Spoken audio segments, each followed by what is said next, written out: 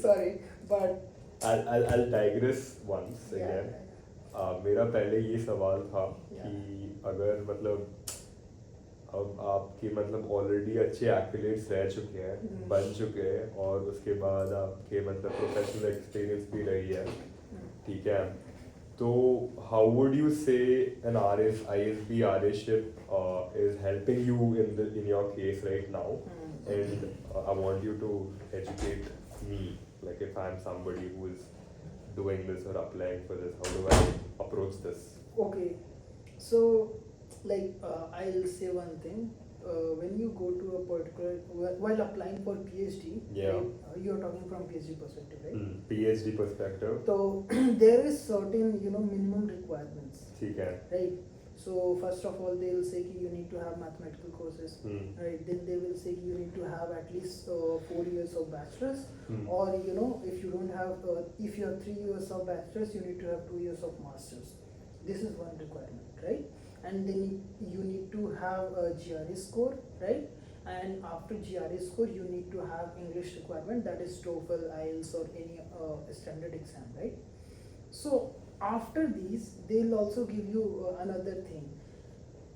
Prior research work experience is preferable. Got it. Or that's an optional. Yeah. And then on the bottom, they'll also write essay or writing sample is also optional, right? As of today, competition is so high, right? Your research experience or your writing sample is no more optional. It's the norm now. It's the norm now, right? So that's when I had to take the research experience, and I have to take the research experience if I want to be placed in top tier university for economics. So that's a requirement for me. And how does it helps me to answer that question? So what's the role of a research associate or research assistant? That's what I'm going to talk about. What do I do, right? So I work with Professor Shekhar Tomar, who primarily works in international econ and macroeconomics. Okay. Right. So in international econ and macroeconomics, and in this he works on the empirical side, right? In empirical side econ, so my work is to assist the professor with the data, right? Or if there are multiple aspects, so I'll first talk about the data. So how do I assess?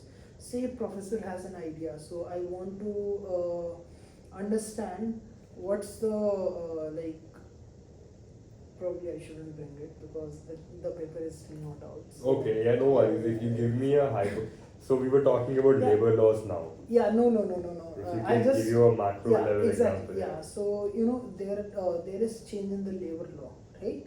Because of the change in labor law, what will be its impact on the supply and demand of laborers, right? How is it going to impact their life? You want to understand that. You have the data, right? You devise an empirical strategy, right? And that's when professor will propose an idea. This is what we want to do, right? And this is the data that you have. What do you see based on this idea? What's your overall summary descriptive analysis? I'll go ahead with the descriptive analysis, and then if we find something different about the data, if data is telling me something different, then what I'll do, we'll start looking into that segment. Okay, my data is telling me this thing, right? And then we will further deep dive, because most of the study that we are doing, it's either causal. We want to establish causal relationship, not just correlation. That also helps at times, but for example, I'm interested in causal relationship. I want to run DID. DID is different in difference. Okay? So we'll start thinking of the methodology. We'll start thinking how we can utilize the data, and day to day this discussion will go on. I'll present something, then I'll get feedback from professor. They are kind of guiding me. What is the direction? Because once you look at the data, you can have a different aspect, right? You can present the same data in different aspect. So you need to filter out what you don't want, right? Yeah. And then you keep the part what you want. It out. Exactly. That's the filtration part is the most important part. because you want to go from point A to point B, there will be a lot of crossways. You need to avoid them, right? You need to just sort out and a journey kind of thing from A to B, right? That's what we want to do. So that's what they help, and then once you have the story ready, then now you want to write the paper, right? So while writing the paper, professors take help in like literature review. Most of the work is in literature review, or you have the results. Now you want to explain the results. In explaining the results, they might take your help. So these and rest of the parts, I think it's on their part. So they write the paper, and then I get the small credit. Research. Wonderful. Yeah, that's my role. Yeah, I mean, the economics as a desirable field was established, Yeah. and personally, as an engineer, I'd see more value in economics adding value to Yeah. an organization, because economics is all about supply and demand. Anything is down to the basics of supply and demand, and every business of every organization is down to the very most basic, the supply and demand. Okay, if I'm getting the demand for a particular business project, what kind of value am I supplying to them? It's just that. Yeah, just that. That's what I've noticed. It's simply like I'll just give you one example. Water is available everywhere, right? It's free, but clean water, you're paying price for it. It's a premium. Yeah, it's a premium, right? Yeah. So secondly, like if gold is available in plenty or in abundance, it will lose its value. So that's what is happening with India. See, engineers are gold. So they are available in everywhere, plenty, yeah. And that's why they are losing its value.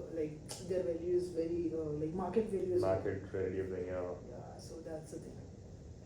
But that's a good point on economics, and why, as I gave my personal opinion, it should be more valued. That's number one. Number two, I think, of course, the competency expectation out of PhD candidates in economics is growing day by day. Yeah. And I can see, seeing you and noticing how much you're working hard to be able to stay competent in that whole PhD. My next question is, which is your particular domain that you want to work in? That's a really good question. Okay. Yeah. So to be honest, I'm also interested in working in international econ, mostly in network economics. But one day I was talking to my prof. So this is the response that I got, and I'll quote the same to you as well. So he said that if a particular university or if a particular professor is asking you to have a particular domain or particular question that you have in mind that you want to work on, then why not write paper yourself? Why do I have to take the pain of training of myself for 5-6 years, right? So I need to go with an open mind, right? Of course, you need to sort out the area in which you are interested, or your skill set matches, right? That's the thing that you need to identify, but you need not constrain yourself to a particular topic or question, right? That's what my professor said. And most of the university that you apply to, they don't ask for any such, if you have any question or something like that. They just ask the domain. What's your field of interest? Would you say it's macroeconomics?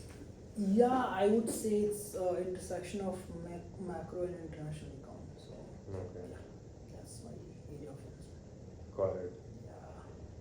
But that's wonderful conversation, Devesh, and I do plan on having more conversations with you. Yeah. And more about your PhD journey next time. Hopefully. Yeah. Let's see. Fingers crossed, and Yeah. touch wood, I want to shoot the next time we talk about this discussion, the same kind of topic next time about, your next journey ahead. Yeah, maybe I'll be better prepared to answer something. Yeah, that's all right. Even my sad story. Anyway, So, wonderful. Yeah, be Sure. prepared for everything, bro.